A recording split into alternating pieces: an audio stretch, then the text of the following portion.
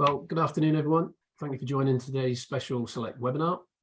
Today, I'm delighted to be joined by Vicky Leslie from our associate member ECIS, who, as you'll know, are the industry's specialist employee benefits intermediary. So today's Vicky's going to discuss the importance of looking after your employees' mental well-being and how you can support your staff. With COVID-19 and the cost of living crisis still very much an issue for many people, she'll look at some of the most common mental health issues which could affect your business. She'll also offer practical details of the various ways that you can support your employees' mental well-being. You'll have the chance to ask questions afterwards, so please submit any questions via the Q&A button at the bottom of your screen. So without further ado, I'll now pass over to Vicky. Thank you. Thank you. Good afternoon, everybody. Please excuse my headset. I am aware of the fact I look like an EasyJet pilot, but it is the way to ensure that my microphone works the best way. And also, if you need to leave at any point, your emergency access points are here, here, and here. So thank you very much for joining us today. I am going to start off just with a little bit of a game, just to sort of get us all listening and in a good frame of mind. So I'm just going to ask, or I'm going to give a statement, and if you think the statement is true, I'd like you just to raise your hand. And if you think the statement is false, you don't need to do anything at all. So we'll all be watching Ian on this one to see what he ends up doing. So my first statement is: heart disease is the most common cause of death for men under the age of 50 in England and Wales. Is that true or is that false? If it's true, put your hand up. If it's false, leave your hand down. Now, Ian, you've left your hand down, so you think it's false. So what do you think is the most common cause of death? I don't know, Vicky, you've put me on the spot. Is it? I wouldn't like to say. I'm not going to commit myself any further. Okay. Just in I, case. I don't blame you, because the answer is actually quite sad, because it is suicide. Now, although the stat I've given is for England and Wales, this is actually also prevalent in Scotland, and in our industry itself. Our industry does have the highest level of suicide of any industry in the UK. So I think it really demonstrates the importance of what we'll be talking about today. So my second statement is: in a poll undertaken by YouGov, 54% of people felt so stressed in the last year that they have been overwhelmed or unable to cope. Do we think that's true or false?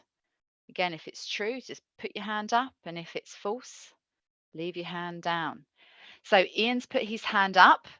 For those of you that did have your hand up, unfortunately, that is also false. The rather scary statistic is 74% of people have felt so stressed in the last year that they have been overwhelmed or unable to cope. So bringing on to the last one: true or false, depression is the predominant mental health problem worldwide. Do we think that's true? So put your hand up. Or do you think it's false? Leave your hand down. Okay. Now that is actually true. So depression is the predominant mental health problem worldwide. Now, unfortunately, that does mean that Ian doesn't get a gold star today. But for those of you that did maybe answer all three of those correctly, then well done. And it now does bring us on to obviously what we're here today to discuss, which is mental health in the workplace. But what's really interesting in terms of that title is the core word in that really being health, because health is something that affects all of us. So no matter, it can be young, old, blonde haired, blue eyed, dark haired, wear glasses, tall, short. One thing that we all do have in common is our health. Now, if I asked you to define what is health, I'm sure many of you now would be thinking, oh, and it's how I feel physically, or it's if I get up in the morning and don't have any aches or pains. But actually, if we look at it in terms of what health is, we can see that the World Health Organization actually defines health as a complete physical, mental, and social well-being, and not merely the absence of disease or infirmity. So health is not just about feeling okay physically and everything. It's completely wrapped up in your mental, physical, and social well-being. So it's an encompassing aspect. Now, very much there's often the attitude that we look at it and we think physical well-being is important, and we'll empathize and we'll work with our employees to try and keep them sort of healthy in that respect and look at ways that we can look after them physically. But we really need to be looking at physical and mental well-being with the same importance, because one doesn't survive without the other. And if I can give you a little bit of an example, if we were thinking of tracking sort of physical well-being, so you would go along a line and then maybe you'd have a cold, nasty cold, you get blocked up, you get a sore throat, your physical well-being dips slightly. And then you might take some Lemsip, have a day in bed, feel a little bit better, and your physical well-being comes back up and it continues on a linear path. Then maybe something more serious happens. You might break a bone. And again, that then dips. You would go to a doctor, you would have a cast put on your arm set, and then obviously it heals over a period of time, and your physical well-being comes up and continues on. Potentially something very drastic could happen at one point, something like a cancer diagnosis, and there can be a big dip in your physical well-being. Now, I think we all would agree that yes, that's fine. I would be very surprised if anybody on the webinar today has never had a cold. Um, and for those of you that are boys, well, you know that you get man flu. So obviously very important that we look after that. So I think all of us know that there are times in our lives where physically we don't feel quite right. And the same happens with mental well-being. Your mental well-being can be very good, and then something could happen. For example, an unexpected bill might come in just before payday, and you're concerned about how to pay it. So your mental well-being dips as you're maybe slightly stressed about that situation. And then something will happen, you'll resolve that issue, and then your mental well-being comes back up again. Then it might be, for example, the breakdown of a relationship or something quite serious, and the mental well-being dips. Again, with time, with support from friends and family, and time to move forward, then the mental well-being comes up. So you could almost track your physical and mental well-being together to see that they really are important. And we do need to treat them with the same importance, especially when you consider that 70 million workdays are lost each year due to mental ill health. So, as a business, this is fundamental for you to ensure that you are providing support and looking after and recognizing your employees' mental well-being in order to try and ensure that those absences are reduced as much as possible, and actually you're there supporting your staff as much as you can. Now, probably the first step in doing this is we do need to remove the stigma of mental health. Because to be fair, nobody has ever got a problem coming in with their leg in a cast and going, I broke my leg last night. We know that people will be empathetic, and they'll sign our cast. They'll bring us cups of tea because we're hobbling around. We need to apply the same aspect really to mental well-being, because as we said, it's aligned with our physical well-being. So helping to reduce that stigma. And I can say in the role that I do, I've definitely noticed a difference in the last few years, especially with COVID. I think that has helped us recognize a lot about the importance. But to really try and reduce that down, mental well-being is not about not being strong, not being able to man up or be tough enough, or having no reason to be fed up or anything like that. That's not how it works. If we look at somebody like Adele, um, probably the most successful singer songwriter of all time, obviously wealthy, well loved, but Adele does suffer with anxiety and depression. We'll all maybe remember the time that Harry came out and confirmed that he had been seeing a counsellor to deal with the bereavement of his mother, which he'd never really been able to work through. And he's then set up mental health campaigns like, for example, Heads Together. So even a member of the royal family that seems to have it all can suffer with this kind of issue. And then we have Ryan Reynolds. Again, very, very attractive, a superstar, an amazing actor, a beautiful wife. You would think that there's no reason for him to have any mental health issues, but he suffers a lot with anxiety, which is something he has to work through. And that doesn't have to stop him having an incredible life and delivering amazing performances and making films that make money, because it's managed. So this is the point. We can actually have very good members of staff, productive members of staff, if we're supporting them in managing their mental well-being. So for a moment then, let's now look at the impact that COVID had on mental health. And I'm probably sure that you're not going to be surprised to know that mental health referrals were at record levels at 4.3 million, with a backlog still of 1.4 million people waiting to start treatment. So probably not surprising to know that people have been looking for help and support with their mental health during the pandemic. And data from the Office of National Statistics shows that depression rates have doubled since the pandemic began. I do have a slide in a minute that will emphasize that a little bit more as well. Feelings of isolation, we know, have not returned to pre lockdown levels, probably because the world has actually changed. It's not going to ever go back to being exactly like it was before. And that may not be a bad thing, because to be fair, some very good things did come out of lockdown.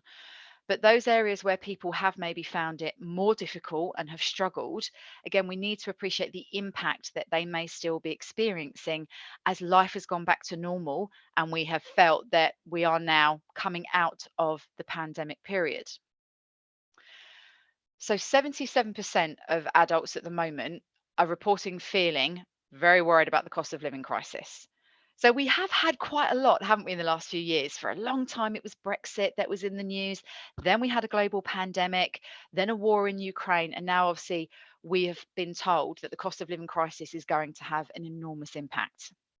Now, the UK's leading psychiatrist, called Dr. Adrian James, has actually said that the cost of living crisis is a threat of pandemic proportions to people's mental health. So again, it's really important that as employers, we're considering how we support staff. And it's not necessarily just about, because we appreciate it's not just about saying to people, I'm going to give you more money, because that necessarily isn't always, I mean, don't get me wrong. Obviously, we all would like that, but it's still putting a plaster on something. It's not necessarily helping to deal with it at its core. So we need to really look at that and see how we can support people. Now, one of the elements that does come in, and again, this can affect employees quite significantly, will be how people deal with the things that are happening and their own mental well-being. And some people do use harmful ways of coping. And we are aware there's been an excessive increase in alcohol consumption, overeating, substance abuse, these kind of unhelpful coping mechanisms that mean that obviously they affect people. If you do have someone that is suffering in this way and is using maybe one of these, it is going to impact how they are when they're at work. And that potentially can impact, obviously, people around them as well. So, looking then at depression, which was something obviously I just had touched on, and I did say I had a slide. So I think this slide very much shows the impact of COVID. Now, this slide is actually from 2020 as well. So we do know that these stats actually got worse in 2021. But if we look at the increase, so the red line actually shows you the percentage of adults that are showing signs of depression, and the blue line was in 2019. So you can see the significant uplift, the biggest change being in people of the age of 16 to 39, but every age band has been affected by this. So it is something to take into account and consideration when we're looking at supporting people with their mental health. Okay, so what do you think the most common mental health issues would be? We know from a physical point of view, we would probably say, obviously, the common cold. It's got the word common in the title, so it does what it says on the tin. Musculoskeletal issues, we know, obviously, lots of us have aches and pains and get affected with backs and hips and knees. But from a mental health perspective, the most common, probably not surprising, are stress, anxiety, and depression. Now, please note that they are not the only mental health aspects. Obviously, the mental health, the way our physical health has a big spectrum in terms of the complexities of how we work, mental health is the same. So there is obviously a big spectrum in terms of it. And at the far end, you do have much more complex aspects, such as things like schizophrenia. But for most of us, the most common issues would be, as I've said, stress, anxiety, and depression. And these were very much exacerbated by the pandemic, which did make things difficult.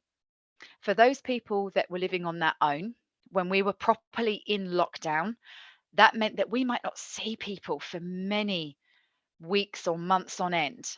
Now, human beings by nature are tribal. Any of those that have a favourite football or rugby team that you support will know that's the case. We are not designed to be isolated. So, for us to have that for extended periods of time is actually very difficult. Obviously, there are those people that lost people during COVID, and that in itself came with significant challenges. If you couldn't see loved ones or maybe attend the funerals, that became even more of a heartbreaking situation. As we know, with all the furlough arrangements, redundancies that happened, pressures that were put on businesses, that led to loss of income for many people. And financial stress is obviously a very, very big matter. Now, I mentioned isolation, but also for those people that do have families, there was the aspect of actually being then within an environment constantly where people were around you. So that loss of privacy, not ever actually having some downtime. We may be social creatures by nature, but we also do need our little bit of space every now and then. And if you were locked in a house for people with 3 months, that wasn't happening. And for those people with children, suddenly having to do homeschooling and also consider your children's well-being also became a big factor.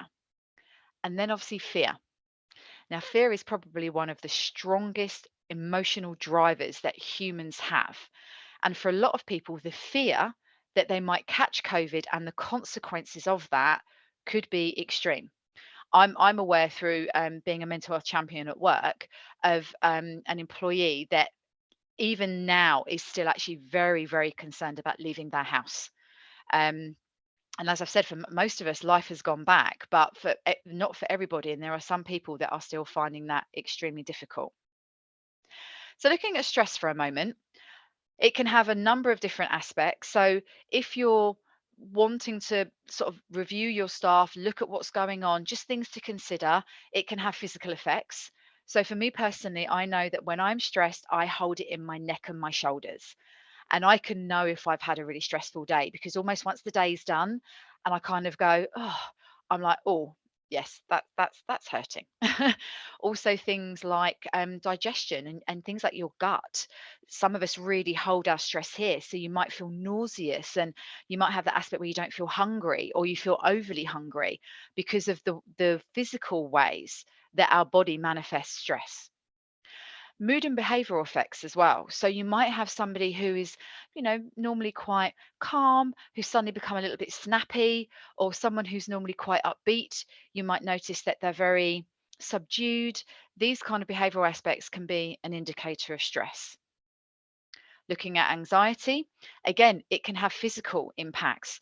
Anyone that's ever had real anxiety knows that things like you can get palpitations, so your heart can really start going, you can sweat, feel very, very uncomfortable.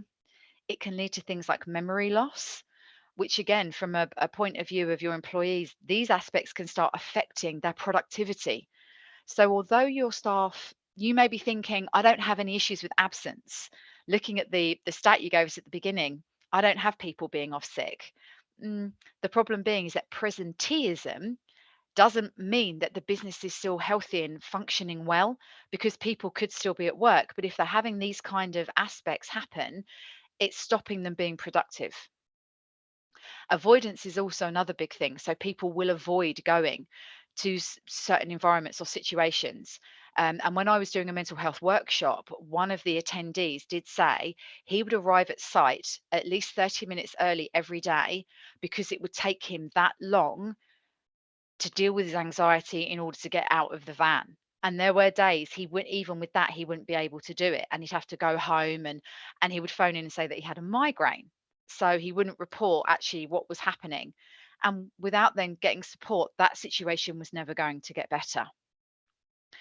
So in returns to depression, it can be things like really having difficulty concentrating, a real lack of energy, and then feeling quite pessimistic, which again can obviously, though that negative sort of feeling can affect the environment around. And this is why we sort of really need to look at how we deal with these aspects to make sure that we're supporting people before these kind of elements can create that element of atmosphere. Now, I'm just going to look at stress for a moment because it is one of the biggest aspects that can affect individuals and also working environments. Now, If I ask you what is stress, some of you might just go, "Ah!" That is what stress is. Um, and again, we all deal with it differently. But basically, stress is the body's reaction to feeling threatened or under pressure. And when we feel that way, our body releases stress hormones, mainly cortisol. So when you have cortisol in your system, that is a stress hormone that's been released into your body. And sometimes it can be beneficial and other times it's not. Um, Now, what would you say if I asked you, and I am going to put Ian on the spot again here. It's going to hate me by the end of this webinar. But Ian, if I said to you, what do you think are the three main causes of stress today? What would you say? Financial worries. Absolutely. Money is number one. So yes. Being asked to supply answers on a webinar when you're unprepared. I'm I'm going to need to support Ian with his mental health after this because I've put him Yeah. on the spot. Yeah. Any What others you can think of? worries about work, your performance with your job, or providing for your family? Don't know if that Oh, ties in with finance again. 2 for 2. So work concerns and worrying about work is number 2. What do you think the third one might be? I'm going to quit while I'm ahead. I'll let you pick up number 3. Lovely. Number 3 is health. So poor health. So the three things today that we will worry about most would be money, unsurprising considering what we've just mentioned as well about cost of living, our jobs, and our health. And when we're looking at stress, it does come in a few different forms. So, as we've discussed, how stress affects us physically, environmental. Now, this was quite interesting because when the lockdown hit and suddenly we were in the situation where so many of us started needing to work from home. Now, I've been a field based worker for about 15 years. So, working from home is very much natural for me. Not quite to the extent that we needed to do it during lockdown, because I would normally spend 3 to 4 days a week out meeting clients and presenting and doing things like this. Um, so suddenly being at home, but it was something I was used to. For a lot of people, suddenly working from home, very, very different. And for a lot of people to begin with, they really didn't like it. But what's very interesting is actually now, as people have adapted and they're in their environment, they've realized the flexibility, they've realized the benefit from a financial point of view because of not needing to pay for commuting, that actually the environmental aspect has been positive. People actually really like now the option for hybrid working and actually being able to work from home. But our environment does affect our stress levels, as do obviously our emotions. So, depending on what is going on in our lives, very much can affect our stress levels. If we're having problems in relationships, friendships, with money, um, we've had a big fight with our partner the night before, that affects our stress levels that day. And then, of course, we have acute life events. I'm not going to put Ian on the spot by asking him what he thinks the top 5 acute life events are. Many of you probably have always known this, and it's one of the things I always say there are the 5 most stressful things that you'll do in life. The first one is the death of a loved one. The second one is divorce or breakup, obviously, of a long term relationship. The third one, moving house. The fourth one is a job loss. And the fifth is a serious illness. And to be fair, most of us have probably gone through at least a couple of those in our lives. So it just again goes to show that stress is a part of everyday life, which is why we need to look at how to deal with it. So I'd like to introduce you to something called the stress container. Now, this could be something that if you are looking at engaging with your employees around their mental well-being, you could use the stress container as a way of engaging with them and discussing stress and how it can be managed. So the stress container is a very lovely aspect that shows stress flowing in. Now, the thing to remember is that individuals are stressed by different things and handle stress in different ways. So, Ian, you can just nod your head. Are you someone that has road rage? No. Fabulous. So, this is a good example. We're driving along. Ian and I are both in cars next to each other, and somebody cuts both of us up. Ian just goes, silly person, what an idiot kind of thing. I'm there, I've slammed my brakes on. I'm like, oh my God, you nearly caused an accident, you idiot. What were you thinking? And I'm stressed. because we're just different people. It wouldn't have bothered Ian, but it might have made me really. I don't have road rage, just to be clear. Um, but we do deal with stress in different ways. Some of us deal with stress actually, if we've got deadlines, for example, really well. And this is where I will say something controversial because stress can be positive. There are those people, if they know they've got a deadline, they're suddenly there, they're on it. It's a driver, it's motivational for them. So actually, that stress is positive, it's good, it's moving them forward. It's where the tipping point is. And that's the difficulty for you as employers. All of your employees will be different. Some people will be able to take on quite a lot of stress, and other people may find that a little bit more challenging because of the way that they like to work. So it's identifying where the tipping point is and where the stress that's flowing into that container becomes significant. So, what the stress container represents is how we can manage that to ensure that it doesn't overflow because we've got the stress coming in. If it starts being so full that the stress overflows, that's when things like emotional snapping can start happening. So we need to look at how we look at that container and manage it. And it comes in different sizes. As I've said, with us all being individuals, some people's stress receptacle will be bigger than others. When it overflows, difficulties can develop. Now, you might notice at the bottom, there's a little green thing that I think looks a little bit like a sheep, like one of the Aardman sheep. Now, that's a tap. So the idea being that we have coping strategies and methods that open that tap up and allow some of the stress to flow out. Now, those coping methods may come in lots of different forms. For example, exercise is a fantastic one. Going for a walk, walking the dog, stroking your dog or a cat if you've got a pet. That's proved to be very relaxing and a coping mechanism. It might be having a warm bath. You might have hobbies that you love to do, reading a book, listening to music, whatever it is, healthy coping strategies that can help relieve that stress by opening the tap up. On the flip side, of course, we have the unhelpful coping strategies and methods. Now, I do appreciate that you might feel like going home at the end of the day and grabbing a glass of wine or a beer helps you relax. Unfortunately, actually, the opposite is true. It actually heightens anxiety levels. It doesn't help reduce cortisol at all. And because things like alcohol can stop you sleeping, a helpful coping mechanism, which is getting a good night's sleep, is then actually interrupted. So please don't hate me for that because I do know that people enjoy a glass when they get home. But if you are feeling already stressed and anxious, it may be better to look at one of the healthy coping strategies rather than reverting to something that actually won't help you in terms of your stress levels and may end up blocking the tap. So now we've identified and hopefully sort of given a good overview of mental well-being within the workplace, the kind of things that you'll be looking at and the kind of issues that you might be dealing with. So let's look at the support that's available.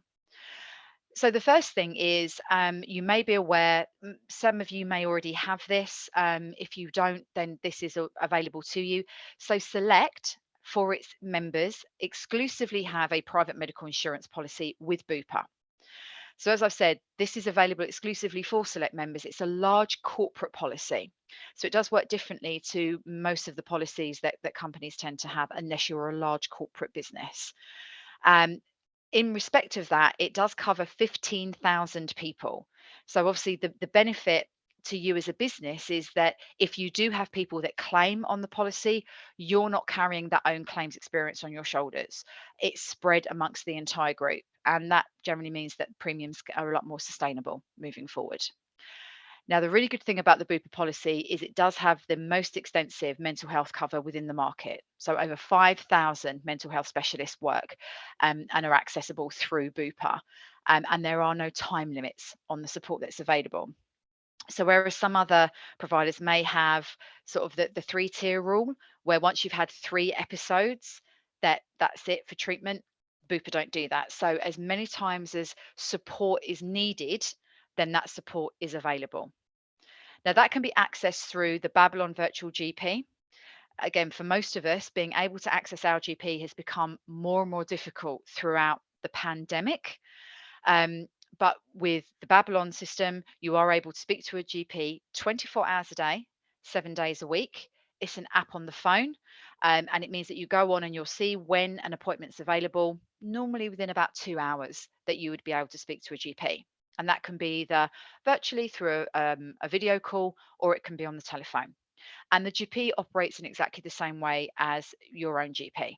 So if your employees were using this, they can access that service to help them if they are feeling like they need some support for their mental and physical well-being, because of course the scheme does cover both, but the access is there. And that can lead to things like face-to-face counselling. So again, if it's virtual support that's needed, that's available. But also if some more in-depth support is needed with face-to-face counselling, where someone can actually go and see somebody, then that's there. As is inpatient as well. So if someone was really struggling and having a bit of a hard time, then being able to be an inpatient up to 45 days is available through that exclusive plan. Now, a really important aspect in terms of what we've been talking about today are line managers, because they effectively are almost like the first port of call. If an employee is having problems, the hope would be that they will speak to their line manager to discuss what is going on. And that way, support can be provided by the business. So, again, it might be that you're looking at ways of engaging with your line managers on this. We can look at doing sort of other little webinars to do that, or obviously we can provide you with information on sort of how to engage and what to do. There's quite a lot of really good information that's available online through some of the charities, which I'll just mention in a moment. But just ways of, engaging with those line managers who you're hoping, and again, this is a cultural aspect of the business, to encourage your employees that if they are overloaded with work, if they feel that they can't cope with their workload, if it's too much and they're needing some support, that you want them having those discussions so that you can stop it before it becomes overwhelming. And the last aspect are there are several charities. So the Electrical Industries Charity, you may be aware of. Now, they do have an employee assistance program, which again is available 24/7. So if people are finding things difficult, they can call the EAP, and that's manned by professional counsellors who can again provide support and help. And there's a lot of information online through charities such as Mind. Literally, you can just Google Mind, and that will give you sort of information and support both as an employer and also individually as well, because it is important to remember that if you are the employer, if you're the person that's in control, you need to look after your own well-being as much as anybody else's. Okay. So that's concluded my presentation for today. I have put up my contact details. Obviously, if anyone does have any questions, anything they'd like to discuss offline, then please do feel free to take a note of my mobile and my email address. But if you do have any questions about anything I've just gone over, anything that you'd like to raise, please do feel free. We've obviously got the question and answer box that Ian was talking about. So I will just say, Ian, do we have any questions? We do have one, Vicky, that was submitted earlier. Yeah, as Vicky mentioned, if you want to ask any questions, now's the time. Just type them into the Q&A box. But somebody's asked, how do we bring up the conversation if somebody's struggling at work? So what's the proper way to go about it if we think that somebody's struggling, or if somebody comes to us and says, look, I've got an issue? How do we go about it? What are the first steps to do things properly? Okay. This is a question that's raised quite frequently, because of course there's always that concern of handling a situation delicately and empathetically if maybe there is a problem. Now, it could be that you've recognized a change in behavior, or recognize that maybe someone in your staff are just being a bit different, and you're thinking, I hope they're okay, I want to make sure. Now, if they haven't come and talked to anyone and you're wanting to have a conversation, my first suggestion would be, arranging a meeting one-on-one, and almost sense checking. Because obviously the last thing, you don't want to go in and go, your behavior is different, what's going on? It's giving them the opportunity to open up in terms of ways of feeling comfortable. So the thing might be, just wanted to see how things are, just wanting to check in with people to make sure. Obviously, it's been a crazy couple of years. How's things? Is your workload okay? anything that you want to discuss, any way that I can help. So you're reaching out and you're letting them know that you are there to support them. Um, Now, hopefully at that point, if they do raise something, then obviously you can have the conversation with them from there, um, to sort of understand what it is that they're finding difficult. Again, at that point, if they're sort of going, no, everything's fine, um, it's probably that time that you need to just sort of say, okay, do know if you need anything, if I can be of any help, my door is always open. Do know that you can come and talk. And then it might be worth putting something around the business. So engaging with the entire workforce, reminding them of any support mechanisms that you might have. So if you do have, for example, the select private medical insurance, and we can support with this. So we can actually produce the artwork for you for intranet if you have something, if you wanted to put up some flyers or posters, just reminding people of the support that's available. And then hopefully that person will react to what they can see is there. If somebody approaches you and says, can we have a discussion? Then absolutely. The thing to do with that is to listen.